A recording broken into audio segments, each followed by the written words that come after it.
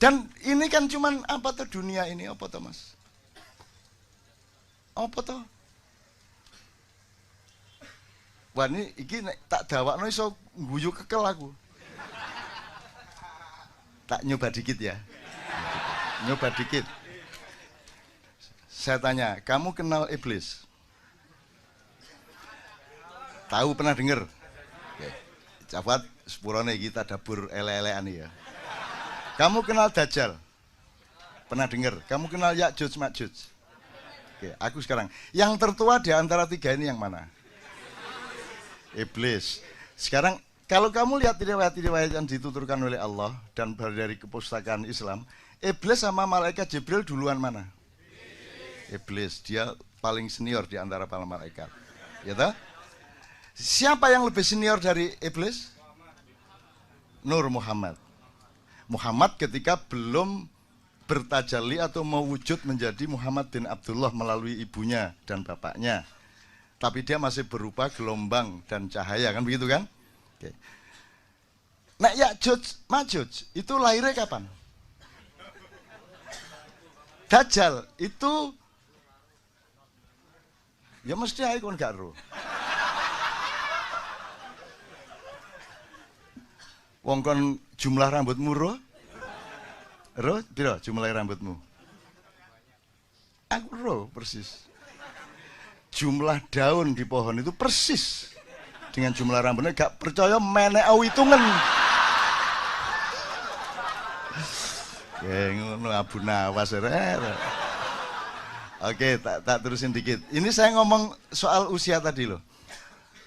Jadi selama 700 tahun itu 700 jadi gini. Nah, iblis sudah tahu ya. Sebelum ada Adam jauh. Gitu ya. Kan Anda tahu Adam dibikin tapelnya itu fisiknya itu dari tanah liat. Nah, tanah liat ini yang paling mudah dicari di mana?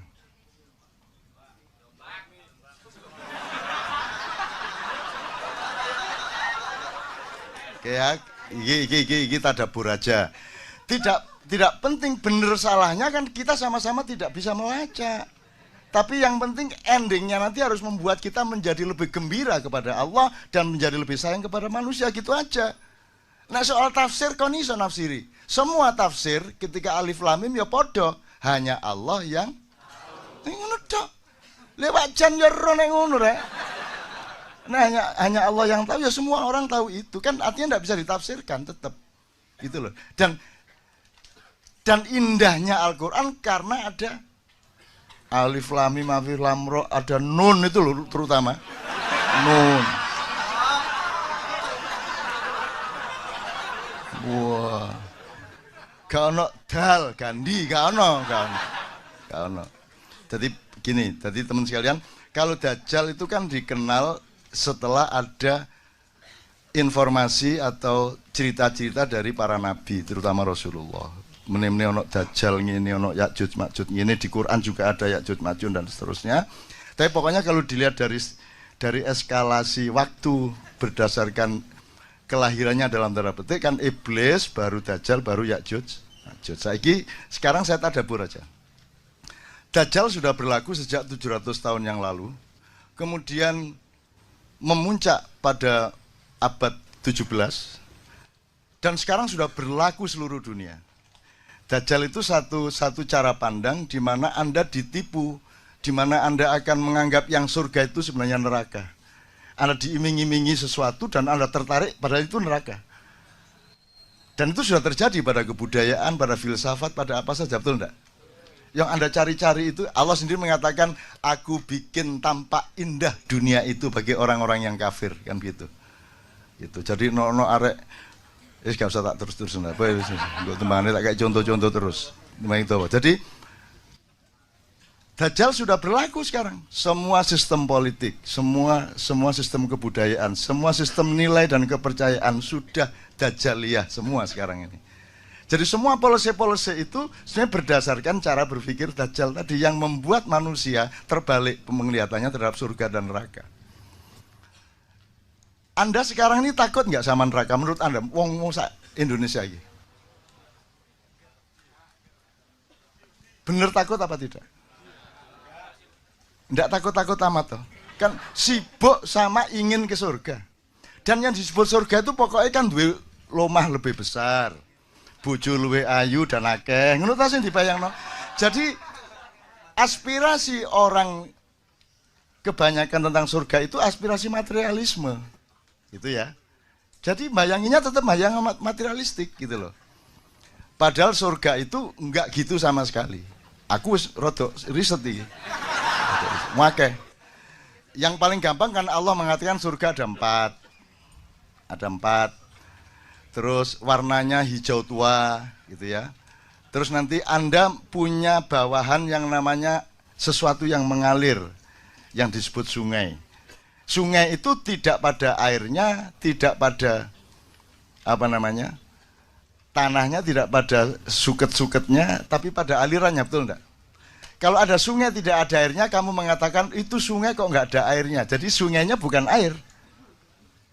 Jadi pada apa sungainya itu?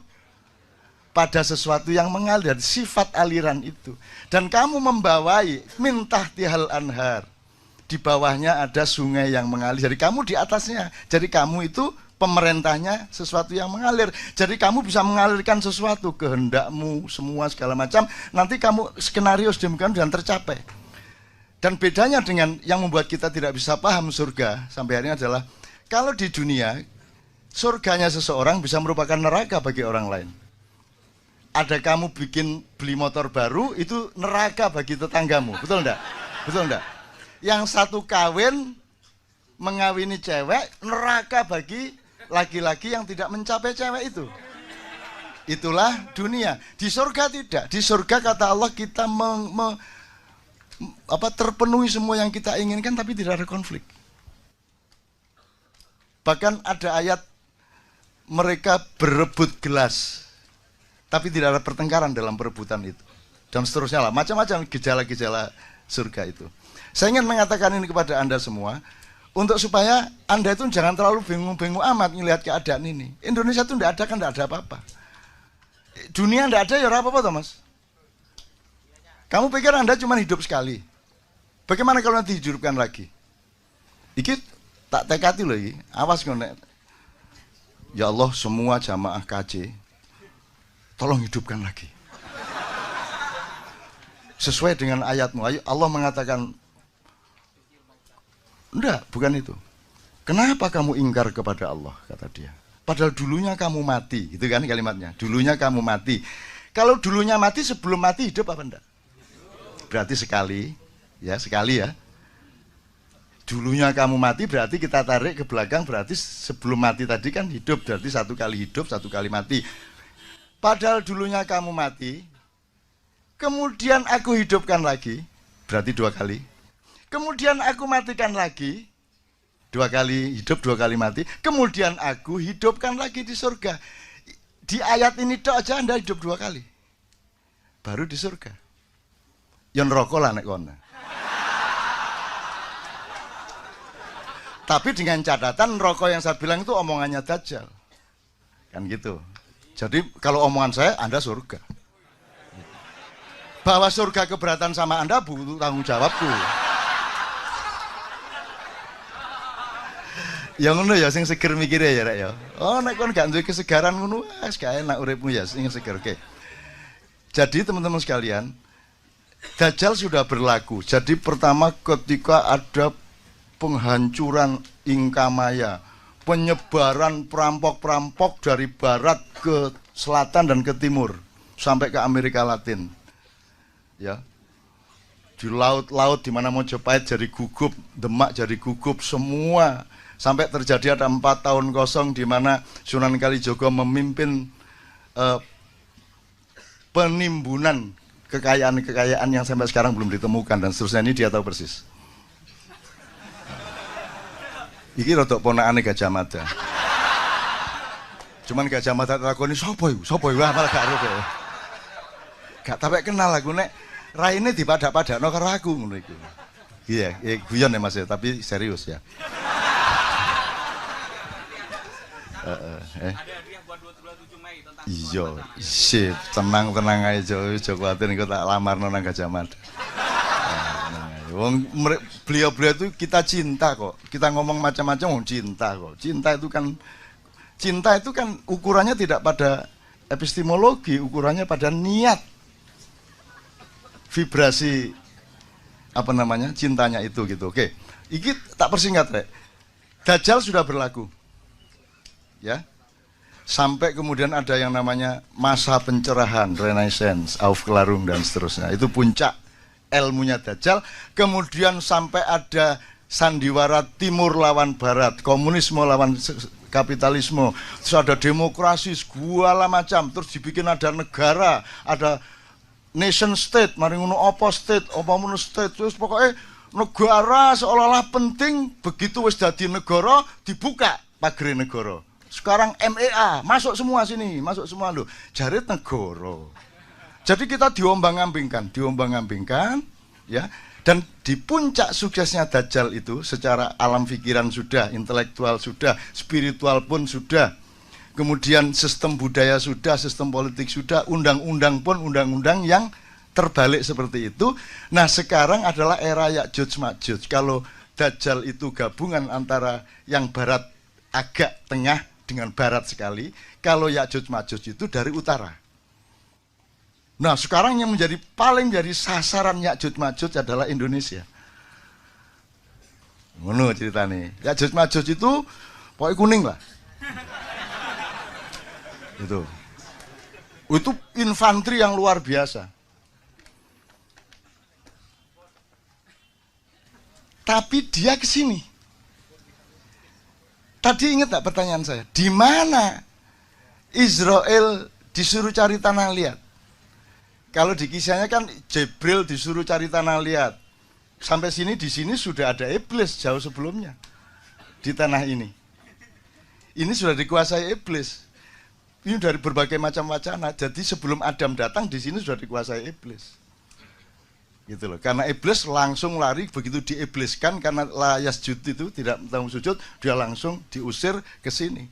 Jadi ketika Jibril mau ambil tanah liat, dihalangi sama iblis, Jibril lari. Mikael lari. Terus Israfil lari, tinggal Israel. Israel memakai ilmunya iblis. Gitu. Iblis itu pinter. Ini sebelum Israel ya, sebelum Israel tak terus. Iblis itu dia ingin melaksanakan ayat Allah bahwa Allah itu menciptakan khalifah di bumi, betul enggak? Iki gimana kok ditaruh di surga ya Adam ya apa? Di bumi fil ate. Ini jailun fil ardi khalifah. Lah kok ditaruh di surga? Salah ini, enggak taat sama Allah. Akhirnya iblis berusaha. Bagaimana caranya memindah Adam dari surga ke bumi? Bener nggak yang dilakukan? Nah, ya lumayan. Ya, jangan aja pecah dasar. Nah, cara dia masuk surga itu gini, surga itu dijaga oleh seekor naga yang sangat besar. Kepalanya di depan pintu surga, badannya di dalam surga. Nah, caranya iblis masuk surga itu dia nunggu menguap si naga ini. Begitu naga menguap, iblis bleng masuk. Kemudian menjalani lorong yang panjang di perut dan di badan naga itu. Kemudian menunggu naga beol. Begitu beol, iblis ikut. Dan begitu keluar dari duburnya naga, dia sudah ada di dalam surga. Baru dia cari Adam. Tapi dia dihalangi oleh burung merak yang sangat banyak di surga. Yaitu pasukan-pasukan kavaleri dan infanterinya Allah untuk menjaga setiap zona surga. Maka akhirnya iblis acting. Dia beli serban. Beli serban. Loh iki temenan iki. Jenggotnya dipanjangkan. Terus dia ambil buah apa itu disuduk-suduk terus jadi tasbih. Terus katoke diunggahno. Loh ini serius sih. Ini serius ini. Nah, akhirnya si iblis ini menemui Adam di dalam kostum malaikat. Gitu. Adam hormatkan loh, ini malaikat siapa ini? Oh Kanzul Jannah, bendaharawan surga, al-khashi, ar-raqi, as-sajid, tafadhalu. Itu dihormatilah oleh Adam. Dan semua bangsa Indonesia sekarang adalah Adam yang didatangi oleh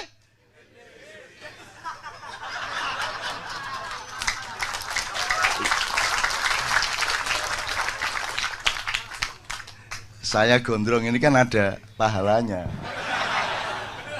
Bapak yang mau cak Fuad cek diuring-uring aku. Karena gini loh, saya tuh didatangi orang, beberapa orang dan berkali-kali. Sopo kon? Kulo diutus Nabi Ibrahim, Cak. Besoknya lagi, sopo kon? Kulo utusannya Nabi Musa. Terus datang lagi, kulo niku utusannya Kanjeng Nabi Muhammad SAW. Kok aku dengaran ngutus wong nang aku ngono? Mboten, Cak. Kanjeng Nabi niku ngersula. Ngapa kok ngersula? Ngersula itu hatinya nelongso gitu loh. Apa kok Kanjeng Nabi ngersula? Lah iya. Oleh iki orang-orang Islam sekarang itu ittiba Rasul, mengikuti sunnah Rasul kok mek jenggote tok. Mbok rambutnya ya ditiru, ngono. Ngono ceritane. Ngono ceritane. Oh iya ya, bener ya. Wah. Iya kok. Kabeh nabi gondrong. Dari Adam, maksud Adam nang perapatan jalan nang salon ngawur ae. Ya toh? Apalagi Nabi Nuh ndak sempat ngurusi rambut. Allahumma sholli ala sayyidina Muhammad.